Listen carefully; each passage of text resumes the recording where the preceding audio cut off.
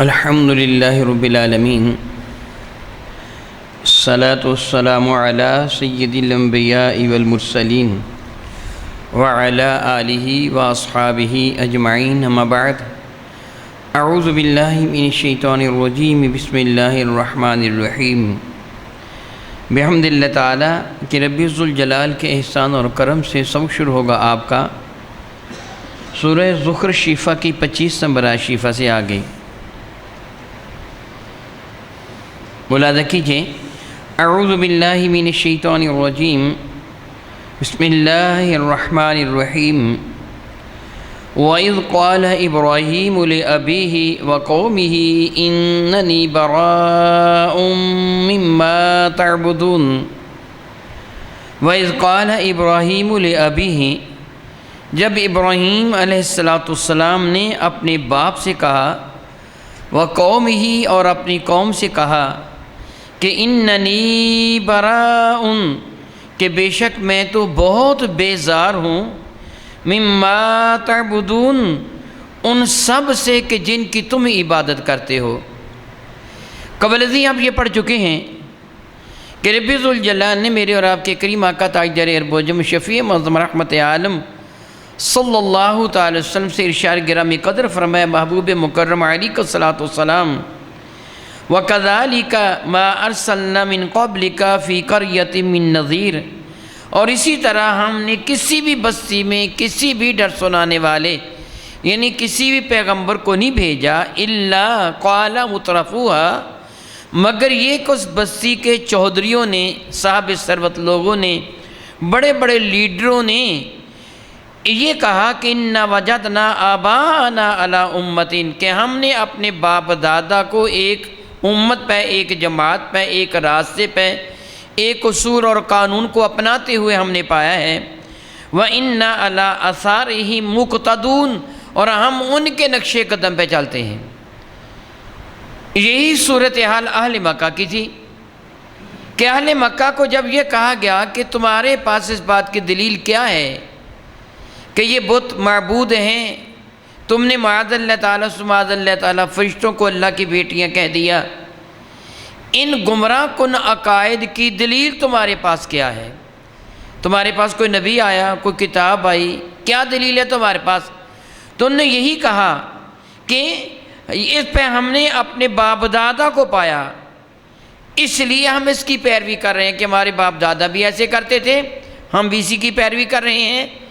تو بحمد اللہ تعالیٰ ثم الحمد للہ تعالیٰ ذرا دیکھیے رب کائنات نے کتنے حسین انداز میں ان کے اس دعویٰ کی تردید فرمائی اور ان کو دعوت ہدایت دی۔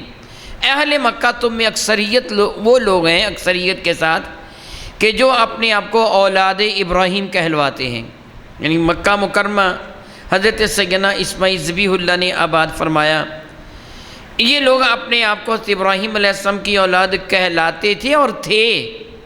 مکہ مکرمہ میں قریش کا غلبہ تھا، میرے کریم آقا تاجدار ارب و عجم شفیع معظم رحمت عالم کی مخالفت میں یہ لوگ آگے تھے۔ میرے کریم آقا بھی خود اسی خاندان سے تعلق رکھتے ہیں، تو چونکہ مکہ مکرمہ میں اکثر لوگ ابراہیم علیہ السلام کی نسل سے تعلق رکھتے تھے، تو رب کریم نے فرمایا اگر تم اپنے باپ دادا ہی کی پیروی کرتے ہو تو پھر میں تمہیں تمہارے باپ دادا کی ہی بات بتاتا ہوں کہ سنو ابراہیم کا عقیدہ کیا تھا۔ جو تمہارے باپ دادا ہیں ابراہیم علیہ السلام، تم کہتے ہو ہم اپنے باپ دادا کے نقش قدم پہ چلتے ہیں، تو دیکھو ابراہیم کا عقیدہ پھر کیا تھا؟ کیا ابراہیم علیہ السلام بت شکن تھے یا بت پرست تھے، بت گر تھے؟ وہ کیا کرتے تھے؟ ابراہیم علیہ السلام کا کردار کیا تھا؟ اگر تم اپنے باپ دادا کے نقش قدم پہ ہی چلنا چاہتے ہو تو پھر اس جد امجد کے نقش قدم پہ چلو جو ابو الانبیاء ہیں، جن نے اس گھر کو بنایا ہے، جن نے شہر کو آباد کیا، جو تمہارے جد امجد ہیں، جن کی وجہ سے تمہیں عزت میسر آئیں، پورے زمانہ میں تمہیں شرف اور کرامت کی نگاہ سے دیکھا جاتا ہے۔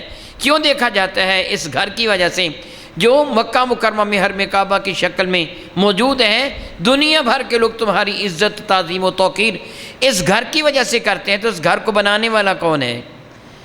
اس گھر کے تعمیر کنندہ کون ہیں؟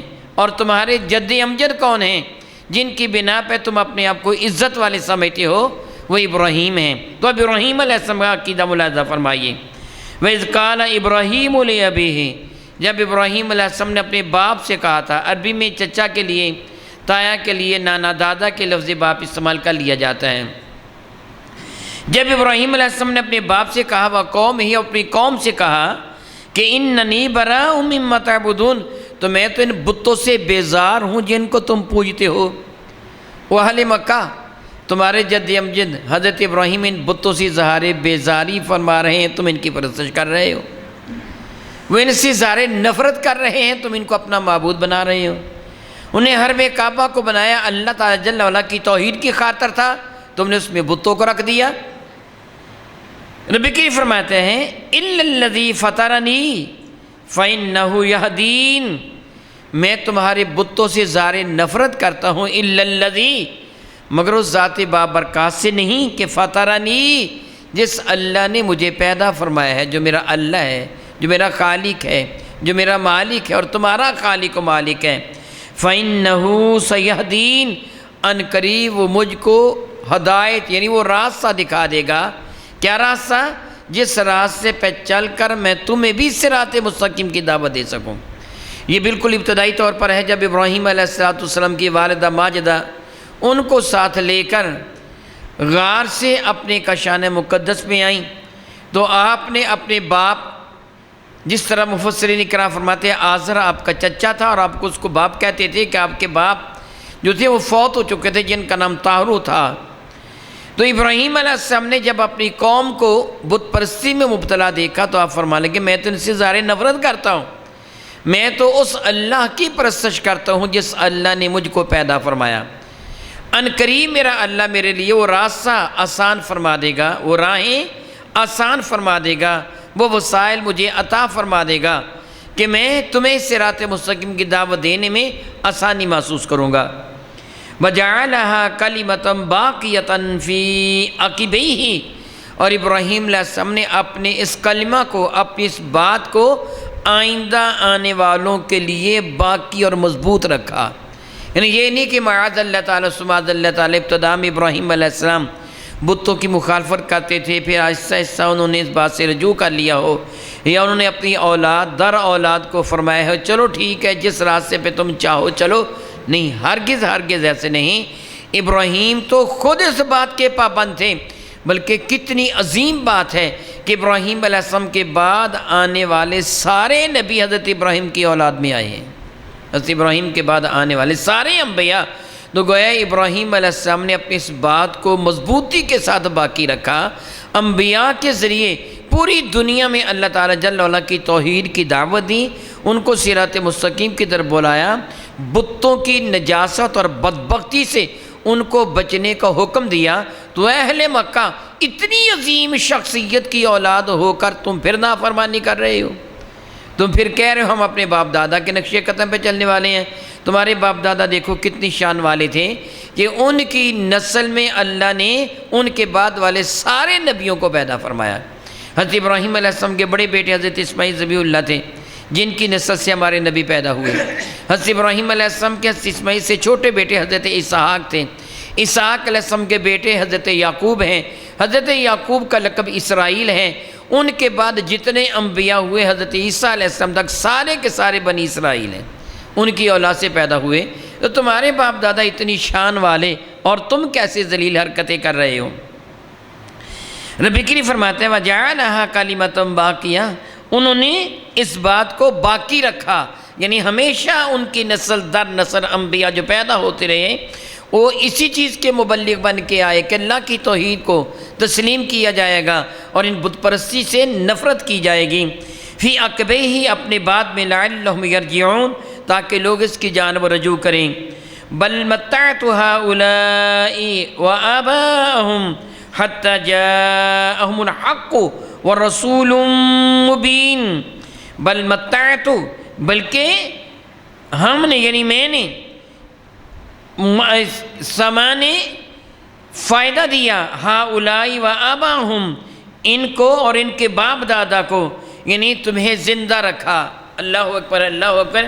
گویا یوں کہیے کہ رب کائنات جل مکیب نے اپنے ایک بڑے احسان کا تذکرہ فرمایا ہے اہل مکہ کے لیے کہ ایسے نہ کیا کہ میں نے تمہیں ہلاک و برباد کر کے رکھ دیا ہو ابراہیم علیہ السلام کے بعد؟ تم نے گستاخی کتنی بڑی کی تھی۔ عمر ابن حیش وہ شخص تھا کہ جس نے سب سے پہلے مکہ مکرمہ میں بت پرستی کی ابتدا کی ہے۔ یہ کہیں مہمان گیا تھا، عمر بن لحج یہ مہمان گیا تھا، وہاں اس نے یہ دیکھا کہ کچھ لوگ ایک بت کی پوجا کر رہے ہیں۔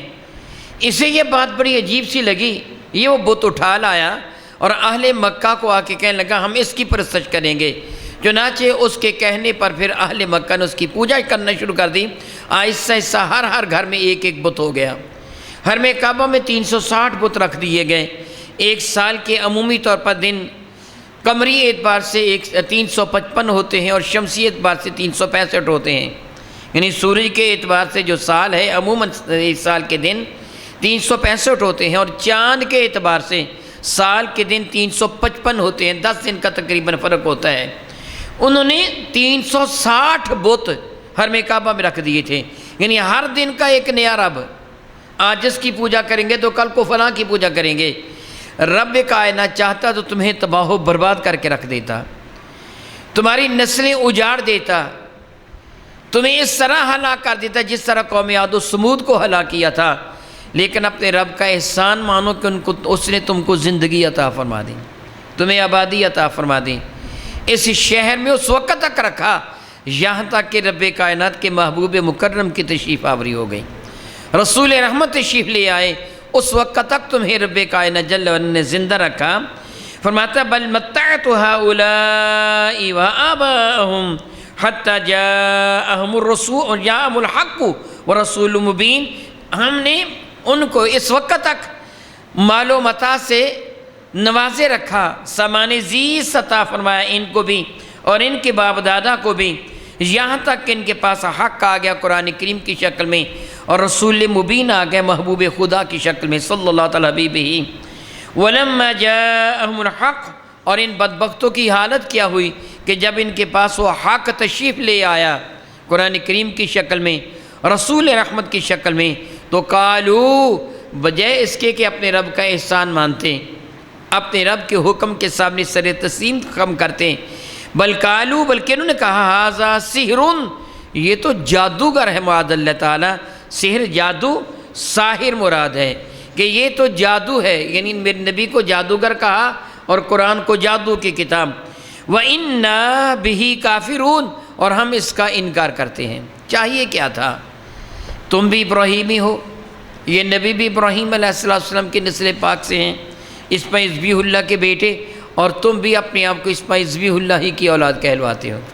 اہل مکہ میرے نبی کے خاندان سے تعلق رکھنے والے تھے، عمومی طور پر بہت کم دیگر افراد تھے، اکثریت ان کی اسی خاندان سے قریش سے تعلق رکھتی تھی جس سے میرے نبی تعلق رکھتے تھے، کہ تمہاری برادری میں ابراہیم علیہ السلام کی نسل پاک میں رب کائنات نے اپنے محبوب مکرم کی جلوہ گری فرما دی، تو تم ان کا انکار کرتے ہو؟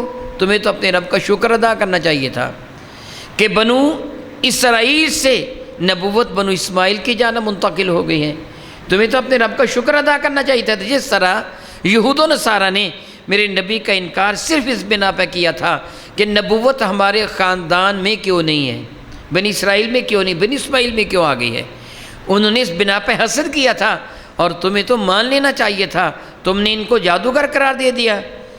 وَقَالُوا لَوْلَا نُزِّلَ هَذَا الْقُرْآنَ عَلَى رَجُلٍ مِّنْ قَرْيَتَيْنِ عَظِيمٍ۔ وَقَالُوا، ایمان لانے کی بجائے انہوں نے کیا کہا؟ لَوْلَا نُزِّلَ هَذَا الْقُرْآنُ عَلَى رَجُلٍ، یہ قرآن کسی ایسے آدمی پر نازل کیوں نہ ہوا، مِّنْ قَرْيَتَيْنِ، ان دونوں شہروں میں سے، عظیم، جو آدمی بڑا دولت مند ہوتا، صاحب ثروت ہوتا، یہ قرآن اس پہ نازل کیوں نہ ہوا؟ ان بدبختوں نے یہ خیال کیا کہ اگر یہ قرآن کسی انسان پہ اترنا ہی تھا، اگر اللہ نے کسی کو نبی بنانا ہی تھا تو نبی اس کو بناتا جو علاقے کا بڑا سردار ہے، جس طرح مکہ مکرمہ میں یہ ولید بن مغیرہ تھا، ابو جہل وغیرہ تھے، یہ دوسرے کافر تھے جو بڑے بڑے اپنے آپ کو ساہوکار کہلواتے تھے، یا مسعود الثقفی جو طائف کا سردار تھا، طائف اور مکہ یہ دو قریتین، یہ دونوں بستیاں، طائف اور مکہ قریب قریب یہ دونوں بستیاں تھیں.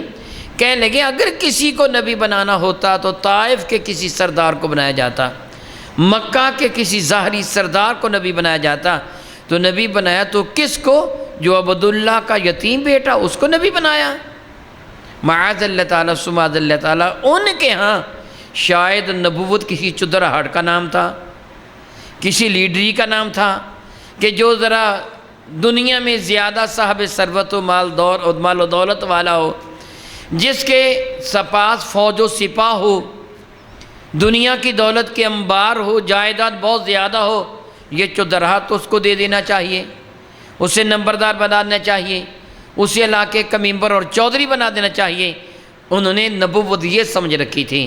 حالانکہ نبوت یہ تو نہیں ہے, نبی تو پیدا ہی نبی ہوتا ہے. اس کی روح کو اللہ تعالیٰ جل وعلا نبی ہی پیدا فرماتا ہے. یہ نہیں کہ اللہ تعالیٰ اچانک فیصلہ فرماتا ہے, دیکھتا ہے کہ دنیا میں کون ہے جس کے پاس دولت زیادہ ہے تو سوچتا چلو اس کو ہم نبی بنا دیتے ہیں. نہیں, رب کائنات کے حضور یہ قاعدہ نہیں ہے, یہ اصول نہیں ہے. رب کریم ان کو فرماتا ہے اہم یقسمون رحمت ربی کا, تو کیا تمہارے رب کی رحمت کو وہ تقسیم کرتے ہیں؟ سبحان اللہ و بحمدہ. کتنے ایک پیارے انداز میں ان کی بات کی تردید کی گئی ہے. یہ نبی ووٹوں کے ساتھ نہیں بنتے کہ تم اپنے رب کی رحمت کو تقسیم کرو, اکٹھے مل کر ووٹیں کسی شخص کو دے دو اور جو پھر ووٹوں میں منتخب ہو جائے اسے اپنا نبی مان بنا کے بیٹھ جاؤ. نہیں, نبوت ایسے تقسیم نہیں ہوتی کہ تم منتخب کرو کسی کو, تم رب کی رحمت بانٹنے والے نہیں ہو. جس طرح دنیا میں آج کل ہم یہ کہتے ہیں, سمجھتے ہیں کہ دیکھو جی ہم نے فلاں کو ووٹیں دیں اور ووٹیں دے کر ہم نے اس کو ممبر بنا دیا, اسمبلی کا ممبر بنا دیا. گویا اسمبلی کا ممبر بننے کے لیے وہ ہمارے تعاون کا محتاج تھا. ہم نے کرم کیا کہ اس کو ووٹ دے دیا اور اس کو اسمبلی کا ممبر بنا دیا. رب فرماتا تم رب کی رحمتیں بانٹتے ہو کہ تم ووٹیں دے کر کسی کو نبی بنا دو گے, تم منتخب کرو گے کسی کو نبوت کے لیے. معاذ اللہ تعالیٰ سماذ اللہ تعالیٰ فرماتے ہیں نحنو قسمنا بینہم معیشتہم, یاد رکھو یہ مال و دولت بھی تمہارے درمیان ہم ہی تقسیم کرتے ہیں. یہ تمہارے زور بازو کا نتیجہ نہیں ہے. اگر تمہارے زور بازو کی وجہ سے یہ دولت ملتی تو پڑھے لکھے لوگ صاحب ثروت ہوتے, ان پڑھ بھوکے مر جاتے. عقل مند ہی دولت مند ہوتے اور بے عقل بیچارے بھوکے مر جاتے. نہیں, یہ رب کی رضا ہے, جس کو جتنا چاہے عطا فرما دے. فرماتے ہیں نحنو قسمنا بینہم معیشتہم, اور ہم ہی ان کے درمیان یہ معیشت تقسیم فرماتے ہیں, دولت تقسیم فرماتے ہیں. فی الحیات دنیا, دنیا کی زندگی میں. ورفعنا بعضہم فوق بعض درجات, اور ہم بعض کے درجات بعض سے بلند فرما دیتے ہیں. عزتیں تو ہمارے ہاتھ میں ہیں, جسے چاہیں عزت عطا فرما دیتے ہیں, جسے چاہیں عظمت عطا فرما دیتے ہیں. یہ تو ہمارا کرم ہے. جس کو چاہیں دنیا میں عزت دے دیں, جس کو چاہیں آخرت میں عزت عطا فرما دیں, جسے چاہیں دونوں جہانوں میں عزتیں دے دیں, جسے چاہیں مال و دولت عطا فرما دیں, جس سے چاہیں چھین لیں. یہ تو سب کچھ ہمارے دست قدرت میں ہے. یہ تو ہم مالک ہیں, جو چاہیں سو کریں. ارشاد گرامی قدر فرماتے ہیں کہ وَرَفَعْنَا بَعْضَهُمْ فَوْقَ بَعْضٍ, اور ہم بلند فرماتے ہیں بعض کی شانیں بعض درجات کے اعتبار سے, بلندی کے اعتبار سے. لِيَتَّخِذَ بَعْضُهُمْ بَعْضًا سُخْرِيًّا, تاکہ وہ ایک دوسرے کے بنائے ہوئے ان معاملات کی ہنسی نہ اڑائیں, مذاق نہ اڑائیں. لِيَتَّخِذَ بَعْضُهُمْ بَعْضًا سُخْرِيًّا, تاکہ وہ ایک دوسرے کی ہنسی نہ اڑائیں. وَرَحْمَتُ رَبِّكَ خَيْرٌ مِّمَّا يَجْمَعُونَ, اور یاد رکھو تمہارے رب کی رحمت, یا محبوب مکرم علیہ السلام, آپ کے رب کی رحمت خیرون, وہ کہیں زیادہ بہتر ہے, مما یجمعون, اس سب سے جو وہ جمع کرتے ہیں. گویا رب کائنات کے ساتھ ذرایا یہ جو غربا کی ہنسی اڑاتے ہیں, مذاق اڑاتے ہیں, صاحب ثروت ہوتے ہوئے اس کے پاس کیا ہے, وہ کس باغ کی مولی ہے، ہم اسے کیا جانتے ہیں۔ جس طرح کافر وہ مسلمان جو غریب و نادار تھے ان کا مذاق اڑایا کرتے تھے، میرے نبی کے دامن کرم سے وابستہ ہو جانے والوں پر پپتیاں کسا کرتے تھے۔ کس کا کہنا انہوں نے مان لیا، کس کے نقش قدم پہ چل گئے، ان کے پلے کیا ہے، اس کے پلے کیا ہے۔ رب کریم احساس دلا رہا ہے ان کی ساری مال و دولت اس کے مقابلہ میں آپ کے رب کی رحمت کہیں اور اعلیٰ دولت ہے۔ اور یہ چیز ایک حقیقت ہے کہ رب کائنات جل مجد الکریم دنیا کی دولت بغیر کسی امتیاز کے ہر کسی کو عطا فرما دیتا ہے، اچھے کو بھی دے دیتا ہے، برے کو بھی دے دیتا ہے، شریف کو بھی مل جاتی ہے، بدمعاش کو بھی مل جاتی ہے، ایمان والے کو بھی دولت دے دیتا ہے، کافر کو بھی دولت دے دیتا ہے، مومن کو بھی دے دیتا ہے، منافق کو بھی دے دیتا ہے، مگر اس کی عزت کی قسم ایمان صرف اس کو عطا فرماتا ہے جس کو وہ پسند کرتا ہے، جس سے وہ محبت فرماتا ہے۔ تو ارشاد فرماتا ہے یہ دنیا کی دولت اس کا کیا ہے؟ اے محبوب مکرم علیہ السلام ورحمت ربک، آپ اپنے غلاموں کو، صحابہ کو یہ بات احساس دلا دیں، بات بتا دیں، ورحمت ربک، اور آپ کے رب کی رحمت خیرون کہیں زیادہ بہتر ہے، مما یجمعون، اس سے جو انہوں نے مال و دولت اکٹھا کر رکھا ہے۔ یہ کیا ہوگا؟ میرے اور آپ کے کریم آقا تاجدار المعظم شفیع معظم رحمت عالم صلی اللہ تعالی وسلم صحابہ کے پاس تشریف لائے تھے جو اصحاب صفہ تھے، اور میرے کریم آقا نے ان کو مثال کے انداز میں فرمانے لگے تم بتاؤ تمہیں کون ایسا ہے کہ جو روزانہ بازار عقیق یا بازار بطحان میں جائے۔ یہ مدینہ طیبہ کی دو ایسی منڈیاں تھیں جہاں جانور بکا کرتے تھے، اور یہ اصحاب صفہ ایسے تھے کہ جن کو ایک وقت کی روٹی بھی میسر نہ تھی۔ وہ مختلف علاقوں سے آنے والے مہاجرین مسجد نبی شریفہ میں ٹھہرے ہوئے، بہت غریب پھٹے پرانے لباس والے۔ میرے کریم آقا فرمانے کہ تمہیں کون ہے جو یہ چاہتا ہے روزانہ بازار عقیق یا بازار بطحان جائے اور ایک یا دو اونٹنیاں ایسی جو دودھ دینے والی ہوں، یعنی بچہ جننے والی، جو گھر آتے ہی بچے کو جنم دے اور دودھ دینے لگیں، روزانہ جائے دو پکڑ کے لے آئے، نہ کوئی محنت نہ مشقت نہ ظلم نہ تعدی نہ زیادتی، کچھ بھی نہیں، جائے دو اونٹنیاں روزانہ لے کے آ جائے۔ تو وہ جو غریب و نادار سے آپ آتے عرض کرنے لگے یا رسول اللہ ہم میں سے تو ہر کوئی یہ چاہتا ہے۔ میرے کہیں فرمانے کے پھر یاد رکھو قرآن کریم کے ایک آیت کو پڑھ لینا ایک اونٹنی سے افضل ہے، دو کو پڑھ لینا دو سے افضل ہے، تین کو پڑھ لینا تین سے افضل ہے۔ اللہ حاضر کیا مراد کیا تھا؟ اونٹنیاں یہ دنیا کی دولت تیرے آنکھیں بند کرتے ہی تو سے چھن جائے گی، اور جو نیکی ہوگی وہ قبر میں بھی تیرے ساتھ جائے گی۔ تو جو چیز چھن جائے وہ اعلیٰ ہے، جو تیرے ساتھ جائے وہ اعلیٰ ہے۔ ایک آدمی کو آپ یہ کہیں میں تجھے ایک مکان دیتا ہوں، محل دیتا ہوں جس میں کروڑوں روپے کا سامان پڑا ہوا ہے، مگر وہ محل تیری ملکیت نہیں ہوگا، اس میں داخل ہو، ایک دروازے سے داخل ہو کر دوسرے دروازے سے باہر نکلا، بس تجھے اتنی اجازت ہے، اور دوسری طرف میں تجھے ایک مکان دیتا ہوں جو اس سے دنیا میں اعلیٰ تو نہیں ہے مگر وہ ہمیشہ کے لیے تیری ملکیت بنا دیتا ہوں۔ تو عقل مند کون ہے؟